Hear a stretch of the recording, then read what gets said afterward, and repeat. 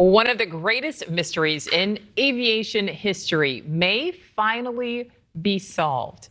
For decades, explorers have been trying to find the wreckage of aviator Amelia Earhart. Amelia Earhart vanished in 1937, and the world was told she crashed into the ocean. But secret CIA documents just revealed something shocking. She may have survived, been taken prisoner, and died, while her own government stayed silent. Did America sacrifice its greatest pilot? Was her disappearance actually a cover-up? Join us as we expose the haunting truth they never wanted you to know. The vanishing that shook the world. On July 2nd, 1937, Amelia Earhart and navigator Fred Noonan departed Lae, New Guinea, on what should have been a routine leg of their around-the-world flight. They had already completed 22,000 miles. Only 7,000 miles remained before they would return home as heroes. Their destination was Howland Island, a tiny coral atoll in the middle of the Pacific Ocean, measuring just 1.6 miles long and half a mile wide. Finding it would require precise navigation across 2,500 miles of empty ocean. The Coast Guard cutter Itasca was positioned near Howland Island specifically to guide Earhart to safety using radio communication. Throughout the flight, the ship's radio operators monitored her transmissions closely. At 7:42 in the morning, Earhart reported she must be near the island but could not see it. By 800 hours, her transmissions became more urgent. She reported flying at 1,000 feet, circling, searching desperately for any visual confirmation of land below. At 8:43, the Itasca received her final transmission. Earhart reported running north and south, unable to locate the island, nearly out of fuel. The signal strength indicated she was close, perhaps within 100 miles. Then the radio went silent. No distress call, no Mayday signal, no further communication of any kind. The Itasca continued broadcasting homing signals and listening for any response. Nothing came. Within hours, news of her disappearance began reaching the mainland. By evening, the story dominated every newspaper and radio broadcast across America and around the world. The initial reaction was hope, mixed with confusion. Earhart was an experienced pilot with thousands of flight hours. Noonan was considered one of the best navigators in the world. Their aircraft was well maintained and properly equipped. How could two such professionals simply vanish without a trace? The prevailing assumption was that they had ditched in the ocean near Howland Island and were floating in a life raft, waiting for rescue. Search operations began immediately with optimism that they would be found alive within days. But as those days passed, without any sign of the missing aviators, hope began to fade. The official conclusion came swiftly.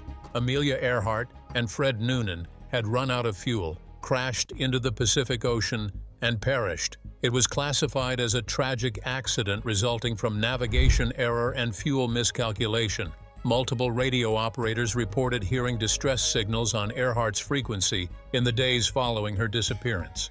These reports were officially dismissed, but they planted seeds of doubt that would grow for decades. The first search that found nothing.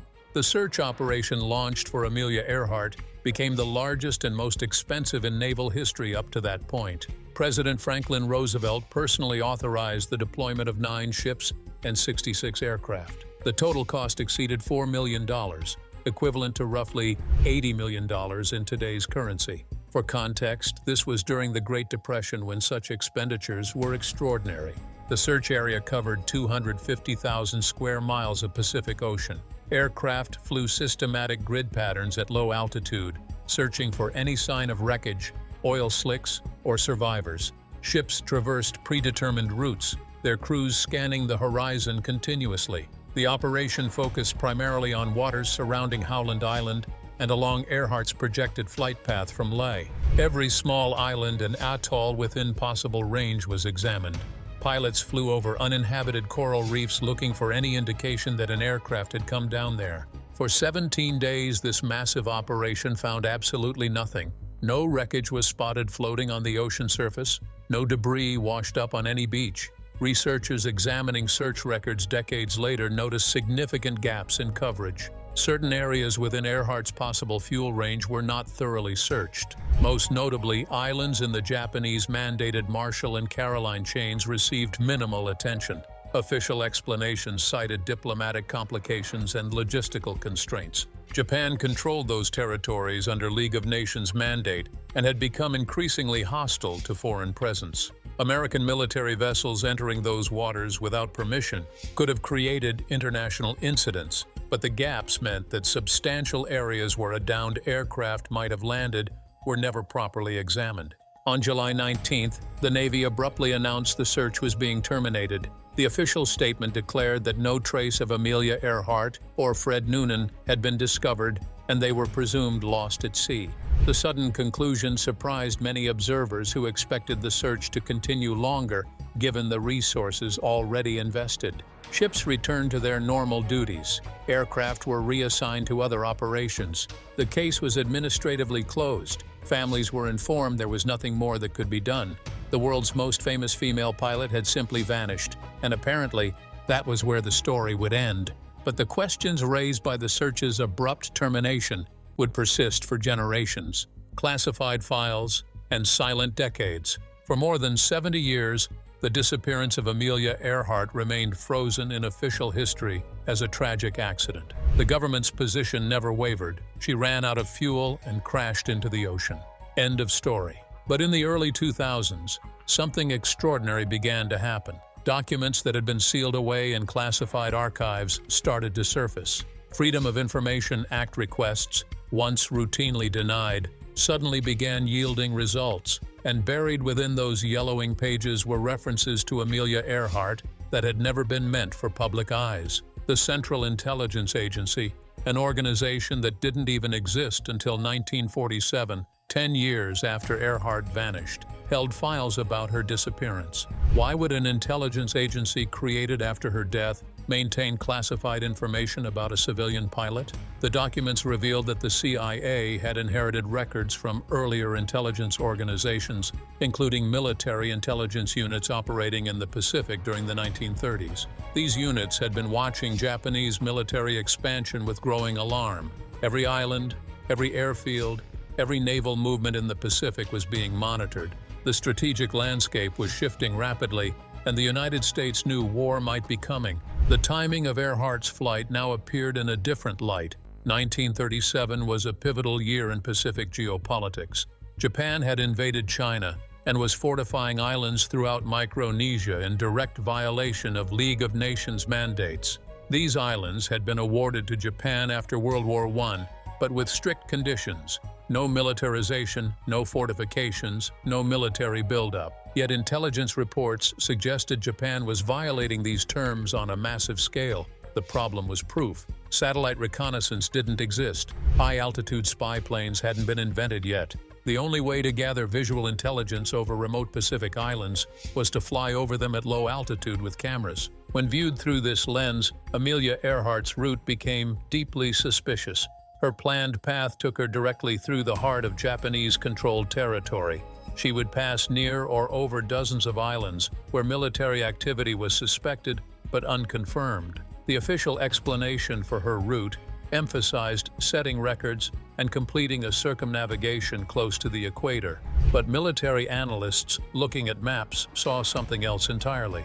The perfect reconnaissance mission, disguised as a publicity stunt. The CIA documents didn't explicitly confirm Earhart was a spy. They were far too careful for that. But they referenced Pacific intelligence operations from that era. They mentioned surveillance priorities and collection gaps. They discussed Japanese sensitivity about foreign aircraft near mandated islands, and they included reports, fragmentary and redacted, about an American woman pilot in the Western Pacific during July 1937. The files raised more questions than they answered, but they proved one thing beyond doubt. The U.S. government had kept secrets about Amelia Earhart for decades. The spy flight theory, the idea that Amelia Earhart was secretly working for American intelligence, sounds like conspiracy theory fantasy, but the evidence supporting it is disturbingly substantial. Her final flight was funded in part by Purdue University, which had deep connections to military research and development. The university had purchased her Lockheed Electra and paid for extensive modifications. These weren't ordinary upgrades. The plane was fitted with extra fuel tanks that extended its range far beyond what was necessary for the stated mission. It carried sophisticated radio equipment more advanced than typical civilian aircraft of that era, and it had space for additional equipment that was never fully explained in public records. Earhart's navigator, Fred Noonan, was himself a former Pan American Airways navigation expert with extensive knowledge of Pacific routes and islands. He had helped establish trans-Pacific air routes and knew the region intimately. His skills were legendary. The idea that such an experienced navigator could simply get lost on a well-planned route strained credibility, unless, of course, the actual route differed from the published flight plan. Unless there were secret waypoints and objectives that required flying through areas officially avoided. Unless the entire mission had a hidden purpose that navigation errors couldn't explain away. The flight path itself tells a revealing story. Earhart's route took her past Truk Lagoon, a suspected Japanese naval base that would later prove to be one of the most important military installations in the Pacific. Her planned approach to Howland Island was convoluted and inefficient from a pure navigation standpoint, but it positioned her perfectly to photograph suspected military sites along the way.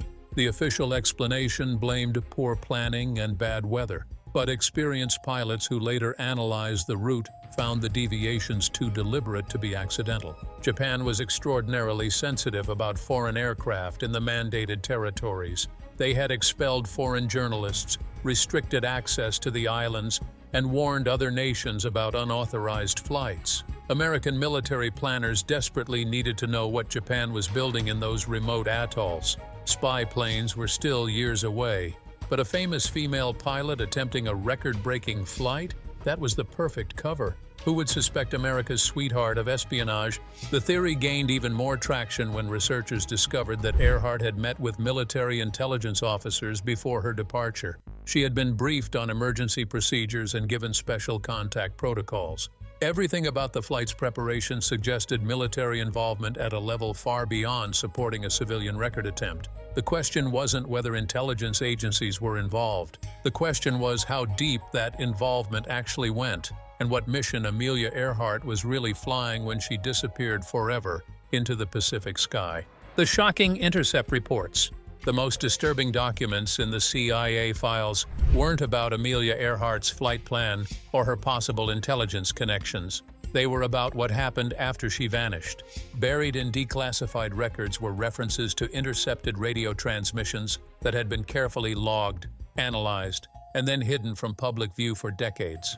These were signals picked up in the days and weeks after she was officially declared lost at sea.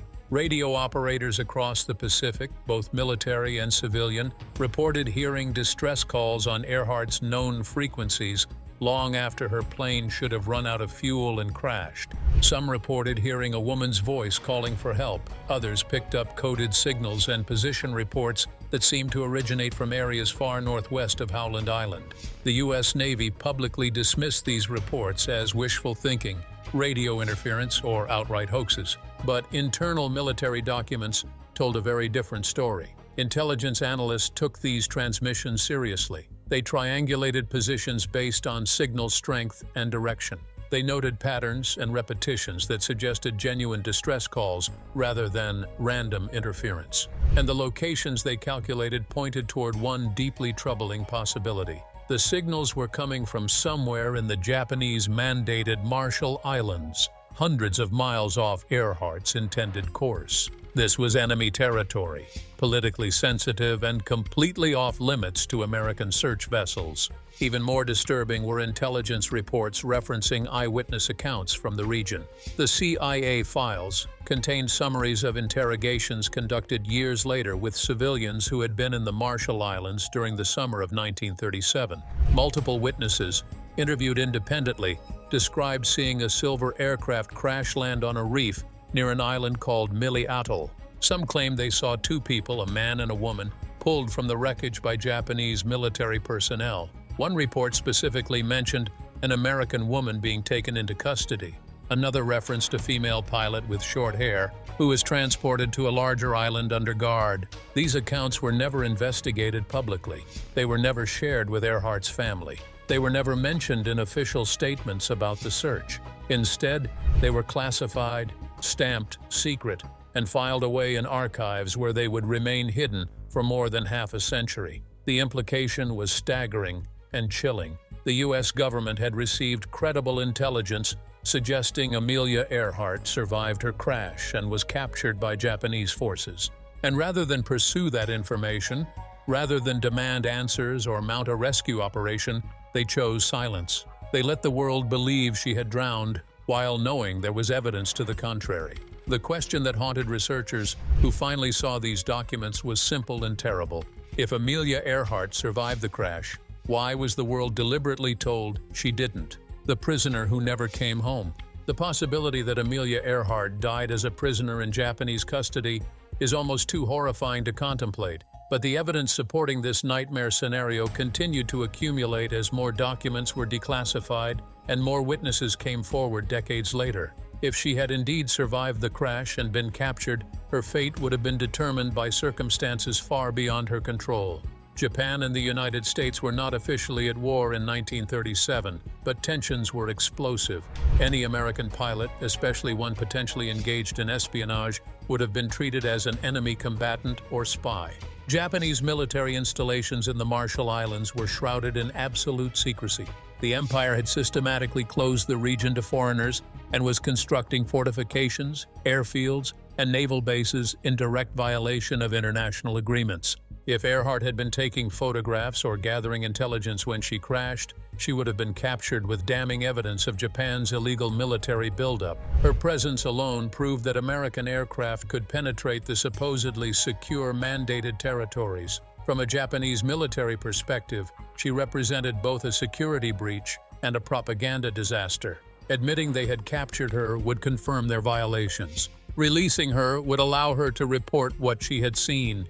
The simplest solution was to make her disappear. Intelligence analysts who studied Japanese military doctrine from that period noted that captured foreign operatives were rarely treated humanely. Detention facilities in the remote Pacific Islands were harsh, isolated, and designed to keep prisoners completely cut off from the outside world. No Red Cross inspections, no diplomatic interventions, no communication with families or governments. People sent to these facilities simply vanished from history. If Amelia Earhart had been classified as a spy and sent to one of these secret detention sites, her chances of survival would have been minimal. Even if she initially survived the crash and capture, disease, malnutrition, and brutal conditions would have killed her within months or years. But acknowledging her capture and death in Japanese custody would have created an international crisis that neither government wanted. For the United States, admitting that America's most famous female pilot had been conducting espionage would have been politically catastrophic. It would have confirmed Japanese accusations about American spy flights. It would have undermined U.S. diplomatic credibility, and it would have provided Japan with justification for their own military expansion and paranoia about foreign surveillance. The Roosevelt administration, desperately trying to avoid war in the Pacific while simultaneously preparing for its inevitability, could not afford such a scandal. For Japan, admitting they had captured and possibly killed Amelia Earhart would have provoked American public outrage that might have forced Roosevelt's hand toward war years earlier than either side was ready. The pragmatic choice for both governments was silence. Let the world believe she drowned. Let the mystery remain unsolved. Let the families grieve without ever knowing the truth. The cost of that silence was borne entirely by Amelia Earhart herself, who may have died alone in a foreign prison, abandoned by her own government. Her fate deliberately erased from history for reasons of political convenience and national security. Evidence that refuses to disappear. Despite decades of official denial and bureaucratic silence, physical evidence continued to surface in ways that contradicted the drowning narrative. In 2017, a photograph discovered in the National Archives sparked international headlines and renewed investigation. The grainy image, taken in the Marshall Islands and dated to 1937, appeared to show a woman and man on a dock who resembled Amelia Earhart and Fred Noonan. A barge in the background carried what looked like an aircraft matching the dimensions of Earhart's Lockheed Electra. Facial recognition experts analyzed the photograph. Some concluded the resemblance was too strong to dismiss. Others argued the image was too degraded to make definitive identifications. The debate raged for months. But the photograph's existence proved one undeniable fact. Documentation from that time and place had been preserved in government archives all along. Physical artifacts discovered on remote Pacific islands added more pieces to the puzzle. On Nikumaroro Island, an atoll hundreds of miles south of Earhart's intended route, researchers found remnants that seemed connected to her disappearance. A piece of aircraft aluminum matching specifications of her Electra, a woman's shoe from the 1930s, a sextant box of the type Noonan would have carried. Most controversially, bones discovered on the island in 1940 were re-examined using modern forensic techniques. The original analysis had concluded they belonged to a male, but contemporary forensic anthropologists, using more sophisticated methods and measurements from the original reports, determined the bones were more consistent with a tall white female of Northern European descent. The measurements closely matched Amelia Earhart's known physical characteristics. Yet every piece of evidence remained disputed. Skeptics argued that Pacific Islands were littered with wartime debris and that finding aircraft parts proved nothing. They claimed the bones could have belonged to anyone, or might not even be accurately described in the original reports. They suggested the photographs showed different people entirely, coincidentally similar in appearance. The scientific community remained divided. Some researchers believed the accumulated evidence pointed overwhelmingly toward Earhart surviving the crash and ending up far from her intended destination. Others maintained that without definitive proof, the drowning theory remained most plausible. What frustrated investigators most was how every potential breakthrough seemed designed to create doubt rather than resolve it. Documents were released with critical sections redacted. Witnesses came forward decades too late to be definitively verified. Physical evidence was always fragmentary, never conclusive. It felt deliberate, as if someone wanted the mystery to remain exactly that, an unsolvable mystery. The truth seemed close enough to glimpse but forever beyond reach, trapped behind layers of classification, time, and carefully maintained ambiguity. Why the truth stayed buried. Understanding why governments choose silence over truth requires examining the geopolitical landscape of the late 1930s. The world was careening toward global war. Japan and the United States were engaged in an escalating game of strategic positioning, intelligence gathering, and diplomatic brinksmanship. Every decision was calculated for its potential to either prevent or precipitate armed conflict. In this environment, the fate of one pilot, however famous, became subordinate to larger national security concerns. Admitting that Amelia Earhart had been conducting reconnaissance would have confirmed Japanese suspicions about American espionage. It would have provided propaganda ammunition to Tokyo and undermined Washington's diplomatic position throughout Asia. But the secrecy didn't end with World War II. Even after Japan's defeat, after the occupation, after decades of peace and alliance between the two nations, the truth about Earhart remained classified. This persistence of secrecy reveals something deeper about how governments handle uncomfortable historical facts. Once a lie becomes official history, correcting it creates more problems than maintaining it. Families had mourned and moved on. History books had been written. Monuments had been erected to commemorate her tragic disappearance at sea, revealing that she had actually been captured, imprisoned, and allowed to die while her government did nothing would raise devastating questions about betrayal and abandonment. The intelligence agencies had additional reasons for maintaining silence.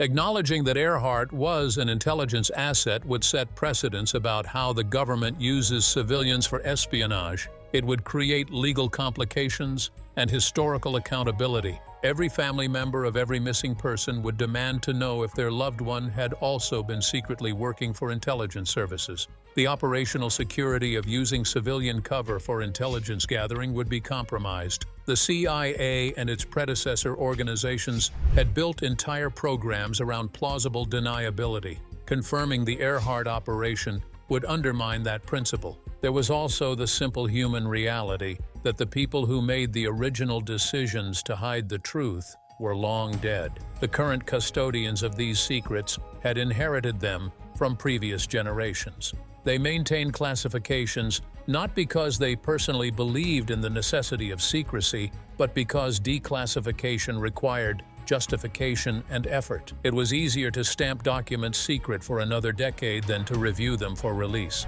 Bureaucratic inertia became the final guardian of mysteries that perhaps should have been revealed generations ago. The cost of this institutional silence was borne by everyone who wanted to know what really happened. Families denied closure. Historians denied truth. The public denied an accounting of how their government operates in shadows. And somewhere in the vast Pacific, Amelia Earhart's actual final resting place remained unknown, her true fate still obscured by decisions made in the name of national security nearly 90 years ago. The chilling possibility. When all the evidence is laid out together, a disturbing narrative emerges that feels far more plausible than the official story ever did. The CIA files, the intercepted radio transmissions, the eyewitness accounts, the physical artifacts, and the decades of deliberate secrecy all point toward the same horrifying conclusion. Amelia Earhart did not drown in the Pacific Ocean on July 2, 1937. She survived the crash, she was captured, and she died in captivity while her own government chose to look away. The reconstruction of events begins with a flight that was never purely about setting records. Earhart's route through Japanese-controlled waters was designed to gather photographic intelligence about military installations that threatened American strategic interests in the Pacific. Something went wrong during that mission. Whether it was mechanical failure, navigation error, or fuel miscalculation, her aircraft came down somewhere in the Marshall Islands, far from where she was supposed to be. Japanese military personnel, already on high alert for foreign intrusions, found her quickly. They discovered not just a downed American pilot, but potential evidence of espionage in restricted territory. The decision to hide her capture was made at the highest levels of Japanese military command. Admitting they held her would create an international incident and confirm their illegal militarization of the mandated islands. The United States, receiving intelligence about her capture through intercepted communications and witness reports, faced an impossible choice. Demanding her return would require admitting she was conducting espionage.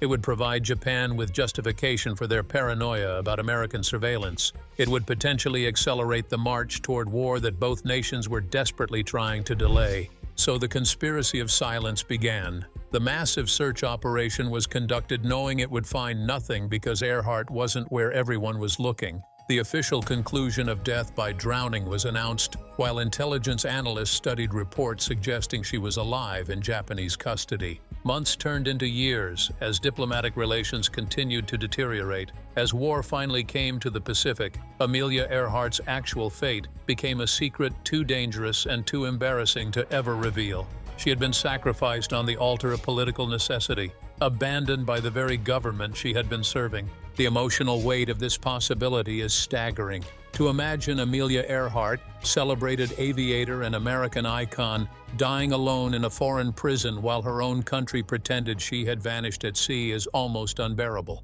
Yet the evidence keeps pointing in that direction, suggesting that the greatest mystery in aviation history was never really a mystery at all. It was a cover-up. The legend rewritten.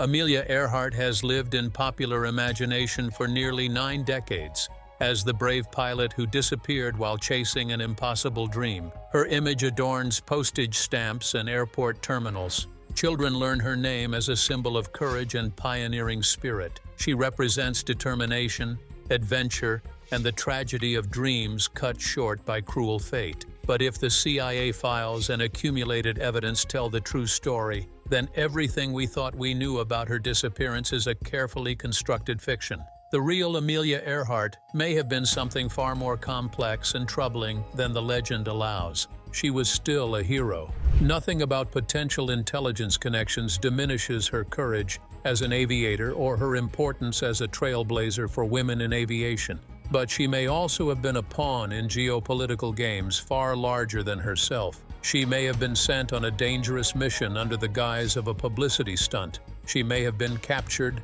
imprisoned, and abandoned by the government that recruited her. The legend celebrates her bravery while erasing the betrayal. It honors her memory while burying the truth about how she actually died. This revised understanding of her story matters because it reveals how governments use and discard individuals when convenient. It shows how official narratives can persist for generations despite contradicting evidence. It demonstrates that even the most famous disappearances can be deliberately obscured when powerful institutions decide that truth is less important than secrecy. Amelia Earhart's fate becomes not just a historical mystery, but a cautionary tale about patriotism, sacrifice, and the terrible cost of secrets kept in the name of national security. The mystery refuses to die because people instinctively sense that something about the official story never added up. The search was too large and too sudden in its conclusion. The classified documents were too numerous for a simple drowning.